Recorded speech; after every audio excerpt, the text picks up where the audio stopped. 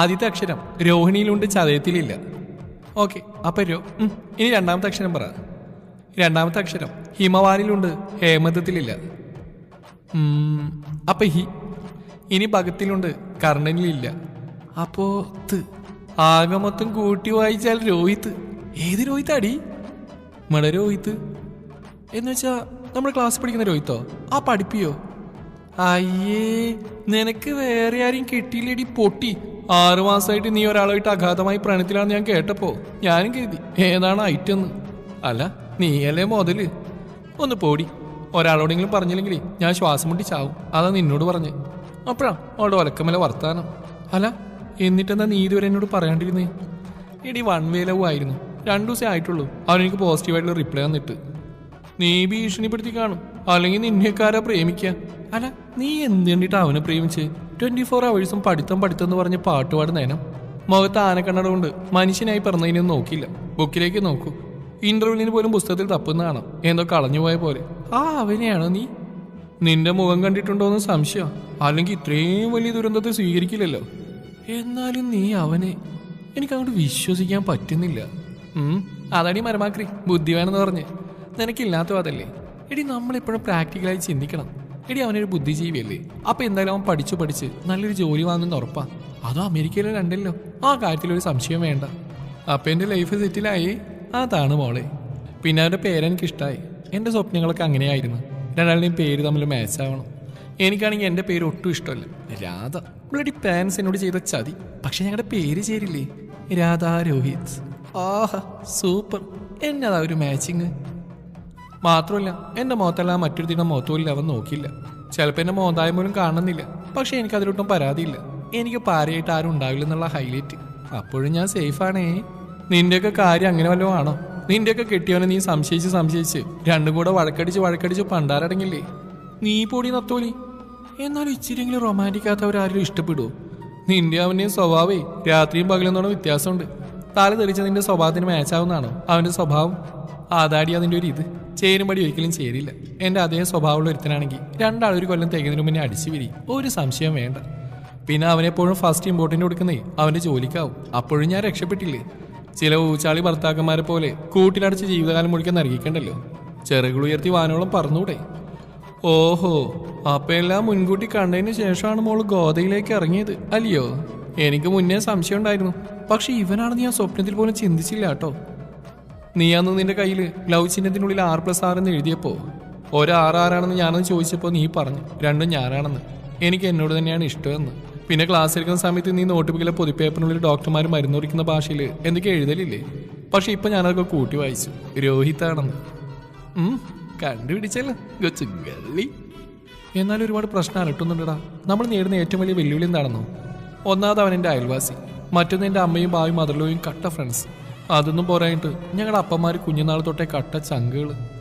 ഞങ്ങളുടെ ബന്ധം അറിയുന്നതോടുകൂടി ഇതെല്ലാം കീഴ്മേൽ മറിയും. പിന്നെ ശത്രുക്കളായി തമ്മി യുദ്ധമായി. അതാലോചിക്കുമ്പോഴാ. പിന്നെ മോളെന്താ കരുതിയേ? കെട്ടിക്കോന്ന് പറഞ്ഞ് നിനക്കൊന്ന് ഇട്ടുതരുന്നോ? ഇതൊരു യുദ്ധക്കളം തന്നെയാടി. അപ്പം മോള് ഗോതയിലേക്ക് ഇറങ്ങിക്കോട്ടോ. ഞാനൊരു കാണിയായിട്ട് കൈകൂട്ടി പ്രോത്സാഹിപ്പിക്കാം. നീ പൊടി പട്ടി. യോ, അമ്മ വരുന്നുണ്ട്. ബാക്കിയൊന്നും നാളെ പറയാം. ഞാൻ വെക്കും കേട്ടോ. സമയം രാത്രി 12 മണി. കൂറ്റാക്കൂറ്റിരുട്ട്. എന്തൊക്കെയോ ജീവികളുടെ ഇരുമ്പൽ ചെവിയിൽ ആഞ്ഞടിക്കുന്നുണ്ട്. ഭാഗ്യം നമ്മുടെ മെയിൻ ശത്രു പട്ടി ഉറക്കത്തിലാണെന്ന് തോന്നുന്നു. പാവം പട്ടി. ഉടനെ തന്നെ മതിൽ ചാടി അപ്പുറത്തെ പറമ്പിലെത്തി. വേഗം ഫോൺ എടുത്ത് ഡയൽ ചെയ്തു. പട്ടി, നീ നട്ടപ്പാതിരിക്ക് അവിടെ എന്ത് കൊടുക്കുക? പഠിക്കുമായിരിക്കുമല്ലേ? അതേടി, എന്താ കാര്യം? കുന്തം. എക്സാം കഴിഞ്ഞിട്ട് പഠിക്കുന്ന ഒരു സൈക്കോനെയാണോ ദൈവമേ ഞാൻ പ്രണയിച്ച്? ഇത് പറയാനാണ് നീ വിളിച്ച്? ഈ സമയത്തൊക്കെ പഠിച്ച് ശീലായി പോയി അതാ. എന്നാലേ പൊന്നുമോനെ ഇങ്ങോട്ട് ഇറങ്ങി വാ. ഞാൻ വീണ്ടും മുന്നിലുണ്ട്. അവൻ ഞെട്ടിയണീറ്റു. അമ്മേ, എന്ത്? ചുമ്മാ കളിക്കല്ലോ കേട്ടോ. കളിയൊന്നല്ല. നീ ജനൽ തുറന്നു നോക്ക്. ഞാൻ ഫോണിന്റെ വെളിച്ചം കാണിക്കാം. അവൻ വേഗം റൂമിന്റെ ജനൽ തുറന്നു നോക്കി. സത്യാണല്ലോ ദൈവമേ. അവളിതേ ഹായിന്നും പറഞ്ഞ് ഫോൺ ഉയർത്തി കാണിക്കുന്നു. എടി, നീ എങ്ങനെ മതിലിയാടി? അതിനോട് പ്രസക്തിയില്ല. മതിലിയാട്ടി എനിക്കൊരു പുത്തിരിയല്ല. നീ ഇങ്ങോട്ട് ഇറങ്ങി വരുന്നോ? അത് ഞാനങ്ങോട്ട് വരണോ? യോ, ഞാനിങ്ങ് വരില്ല. എനിക്ക് പേടിയാ. ഓക്കെ, എങ്കിൽ ഞാനൊരു കാര്യം ചെയ്യാം, കോളിംഗ് ബെൽ അടിക്കാം, അപ്പം മോൻ വരുമല്ലോ. അയ്യോ വേണ്ട വേണ്ട, ബുദ്ധിമോശമൊന്നും കാണിക്കില്ലേ രാതു, ഞാൻ എങ്ങനെയും വരാം. അവൻ പതുങ്ങി പതുങ്ങി ശബ്ദമൊന്നും ഉണ്ടാകാതെ ഡൈനിങ് ഹാളിന്റെ വാതിൽ തുറന്നു. അവളെ കണ്ട ഉടനെ കൈപ്പിടിച്ച് വലിച്ചു കൊണ്ടുപോയി. നിനക്കെന്താടി വട്ടാണോ?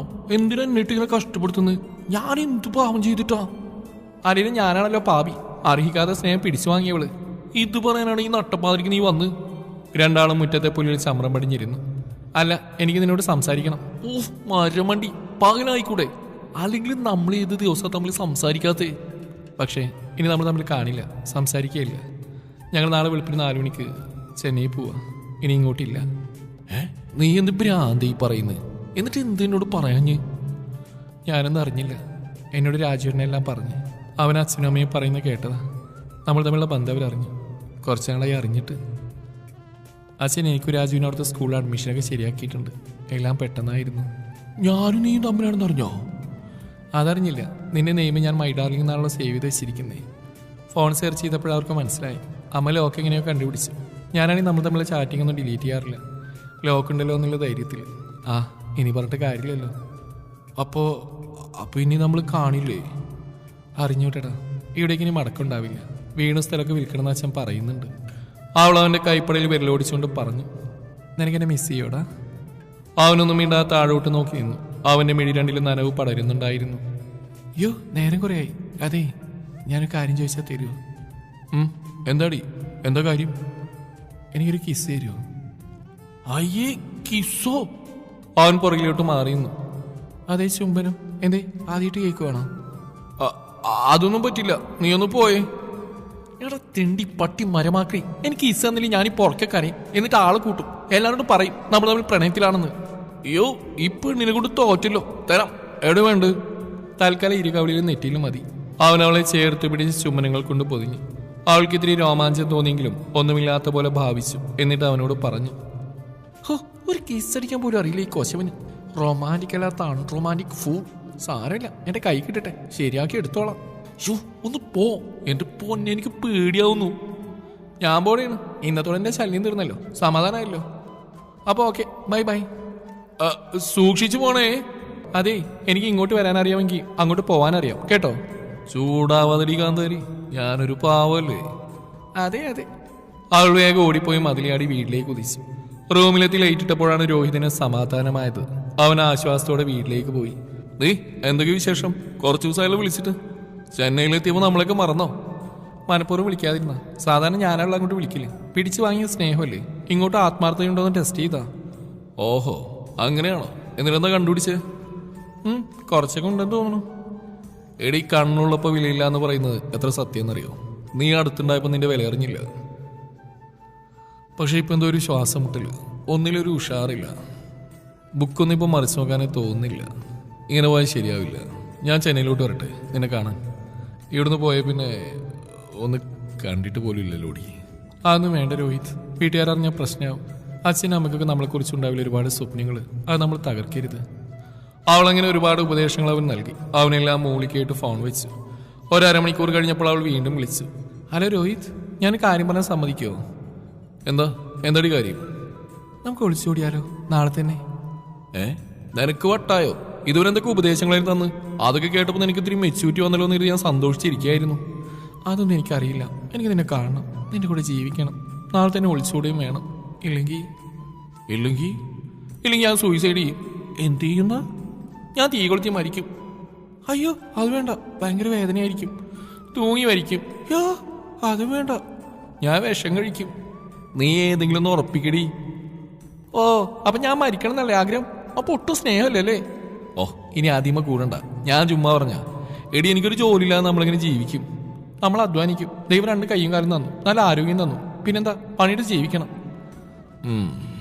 പണിയെടുക്കണല്ലേ? ഞാനൊന്ന് ആലോചിക്കട്ടെ. ദിവസങ്ങളും മാസങ്ങളും ശരവേഗത്തിൽ കടന്നുപോയി. ഒരു സായാഹ്നത്തിൽ എന്തൊക്കെയായിരുന്നു? പ്രേമം, വേർപാട്, ഒളിച്ചോട്ടം, വിവാഹം. അവസാനം എന്താ? നമ്മൾ രണ്ടാളും ചത്തോ? ജീവനോടെ ഇല്ലേ? അതേടി, ജീവനുണ്ടെന്നേ ഉള്ളൂ. ദൈവം നമുക്ക് ആരോഗ്യം തന്നിട്ടുണ്ട്, അതുകൊണ്ട് അധ്വാനിച്ച് ജീവിക്കണമെന്ന് പറഞ്ഞു. എന്നെ പ്രലോഭിപ്പിച്ച് കൂട്ടിക്കൊണ്ടുവന്നോളാ. ഇപ്പൊ അധ്വാനം മാത്രമേ ഉള്ളൂ, ആരോഗ്യമില്ല. ഞാനങ്ങനെ പറഞ്ഞു നിർത്തി താൻ ചാടിക്കറി പുറപ്പെടാനായിരുന്നോ? ഇങ്ങനെ ശവത്തിനിട്ട് കുത്തല്ലേടി എൻ്റെ പൊന്നി രാതു. 8 മാസമായി. ഈ മുംബൈയിലെ തെരുവുകളിലൂടെ തേരാപ്പാര നടക്കുക. ചെയ്യാത്ത പണിയില്ല. എല്ലുമുറിയെ പണിത് എൻ്റെ എല്ല് മുഴുവൻ ഒടിയാറായി. നല്ലൊരു ഭക്ഷണം കഴിച്ചിട്ട്, ഒരു മന്തി അൽഫാം കഴിച്ചിട്ട് എത്ര നാളായിടി.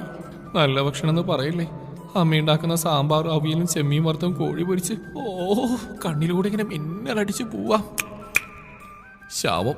ബാക്കിയുള്ളവരെല്ലാം മറക്കാൻ ശ്രമിക്കുക. അമ്മയുണ്ടാക്കി തന്ന എത്ര ഫുഡാ. ഉപ്പുകൂടി മുളക് കൂടിയെന്നും പറഞ്ഞ് ദേഷ്യത്തോടെ വേണ്ടാന്ന് വെച്ച് പാവം എത്ര വിഷമിച്ച് കാണും. ഇപ്പം അതൊക്കെ കിട്ടിയെങ്കിൽ കാര്യമാവുന്നത് അറിയില്ല. എനിക്കും അതെ. അച്ഛൻ ഇടയ്ക്കിടെ ബ്രോസ്റ്റും രാമേൻ്റെ കടയിലെ പൊറോട്ടയും കൊണ്ടുവരും. അമ്മ എപ്പോഴും വഴക്ക് പറയും, നല്ല ഫുഡല്ലേ എന്ന് പറഞ്ഞ്. പക്ഷെ അതൊന്നും മൈൻഡ് വെക്കാതെ എനിക്ക് ഇഷ്ടമല്ലേ എന്ന് പറഞ്ഞ് അച്ഛൻ വീണ്ടും കൊണ്ടുവരും. എൻ്റെ അച്ഛനും പാവായിരുന്നടി. അനുവിനേക്കാൾ കൂടുതൽ ഞാനല്ലേ പഠിക്കുന്നത്. അവളെപ്പോഴും വഴക്ക് പറയും എന്നെ കണ്ട് പഠിക്കണമെന്ന് പറഞ്ഞ്. ഭയങ്കര പ്രതീക്ഷയായിരുന്നു എന്നെക്കുറിച്ച്. എന്നെ ഡോക്ടറാക്കണമെന്ന് പറഞ്ഞ് നടക്കുകയായിരുന്നു. പാവം, എല്ലാ പ്രതീക്ഷയും കൈവിട്ടില്ലേ. നിനക്കെന്നോട് ദേഷ്യം തോന്നുന്നുണ്ടാവില്ലേ രോഹിത്? ഞാൻ കാരണമല്ലേ ഇങ്ങനെയൊക്കെ? ഏയ് അതൊന്നുമില്ലടി. ഞാനെടുത്തിയാടി തീരുമാനം എടുത്തില്ലേ. എനിക്കെങ്കിലും പക്വതയോടുകൂടി കാര്യങ്ങൾ കാണാമായിരുന്നു. പക്ഷേ ചെയ്തില്ല. അന്നേരം നിന്നെ സ്വന്തമാക്കണമെന്നായിരുന്നു മനസ്സിൽ. പ്രേമത്തിന് കണ്ണും മൂക്കും ആയൊന്നുമില്ലല്ലോ. അറിഞ്ഞിട്ട് കാര്യമില്ല, അനുഭവിക്കന്നെ. നമ്മൾ നാട്ടിലേക്കൊന്നും വിളിച്ചില്ലല്ലോ, ഒന്ന് വിളിച്ചു നോക്കിയാലോ? അയ്യോ രാധു, വീട്ടിലേക്ക് വിളിക്കണ്ട, പ്രശ്നമാവും. അത് ശരിയാണല്ലോ. എങ്കിലേ അവിടുത്തെ സ്ഥിതി എന്താണെന്ന് ആദ്രിക്കൊന്ന് വിളിച്ചു ചോദിക്കാം. അവളുടെ നമ്പർ എനിക്കറിയാം. അവളുടനെ തന്നെ കൂട്ടുകാരി ആദ്രയ്ക്ക് വിളിച്ചു. ഹലോ, ആദ്രയല്ലേ? അതേലോ, ഇതാരാ? ഇത് ഞാനാടി, രാധു. നീയൊക്കെ ജീവിച്ചിരിപ്പുണ്ടോ? നമ്മളൊക്കെ ഓർമ്മയുണ്ടോ? എടി, കാര്യങ്ങളൊക്കെ അറിഞ്ഞാണല്ലോ. ഒരു പ്രത്യേക സാഹചര്യത്തിൽ നീ എന്നോടൊന്നും മിണ്ടരുത് ദുഷ്ടേ. എന്നോട് പോലൊരു വാക്ക് പറഞ്ഞില്ലല്ലോ വേലിയാടുന്നതിനെ കുറിച്ച്. ഞാൻ നിന്റെ ചങ്ക് ഫ്രണ്ടാന്ന് തൊട്ട് അവസാനം ചങ്കിന് തന്നെ കുത്തിയില്ലടി. എടി, എല്ലാം പെട്ടെന്നായിരുന്നു. നിന്നെ അറിയിക്കാൻ പോലും സമയം കിട്ടിയില്ല. 6 മാസം കൊണ്ട് പ്രണയം, ഒളിച്ചോട്ടം, വിവാഹം എല്ലാം ഫാസ്റ്റ് ആയിരുന്നില്ലേ? അപ്പൊ നീ ഗർഭിണിയായിരിക്കൂല്ലേ? ഒന്ന് പോടി. ഞാനാ ടൈപ്പല്ല. അല്ല, ഫാസ്റ്റ് ആണെന്ന് പറഞ്ഞപ്പോ ചോദിച്ചാ. നീ ഇപ്പൊ ഇരുന്നാ വിളിക്കുന്നേ? അമേരിക്കയിൽ നിന്നോ ലണ്ടനിൽ നിന്നാവൂല്ലേ? അവിടെ ഇപ്പൊ രാത്രി ആവുമല്ലേ? ഓടി, ഇങ്ങനെ ഇഞ്ചിഞ്ചായിട്ട് കൊല്ലാതെടി മരപ്പട്ടി. എന്തൊക്കെയായിരുന്നു. ഞാൻ അങ്ങനെയാവും കൊങ്ങനെയാവും, നീ നോയിക്കോ, എന്റെ ലൈഫ് സെറ്റിലാവും. ഇപ്പൊ എന്തായി? അതൊക്കെ വീടിന്റെ ആതിര. എന്ത് വീട്ടിലെ വിശേഷം? അവിടുത്തേക്ക് അവസ്ഥ എന്താ ഇപ്പോ? അത് പറയാനാണ് ഈ കുറേയുണ്ട് മോളെ. ചിരിച്ച് ചിരിച്ച് ചിരിച്ച് ചിരിച്ച് ചാവും. നീ ചിരിച്ച് ചിരിച്ച് ചാവാതൊന്ന് പറയോ? പറയാടി, നീ ഒന്ന് തെളിച്ച് പറയടി തെണ്ടി. നീ വേലി ചാടി ഉടനെ നിന്റെ അമ്മ എനിക്ക് വിളിച്ച് കാര്യങ്ങളൊക്കെ ചോദിച്ചു. ആരാ നിന്റെ അഫെയർ എന്ന് ചോദിച്ചു. ആദ്യം ഞാൻ കുറെ മടിച്ചു പറയാനായിട്ട്. എനിക്കറിയില്ല എന്നൊക്കെ കളവ് പറഞ്ഞു. അന്നേരം അമ്മ വിഷമത്തോടെ കുറെ സംസാരിച്ചടി.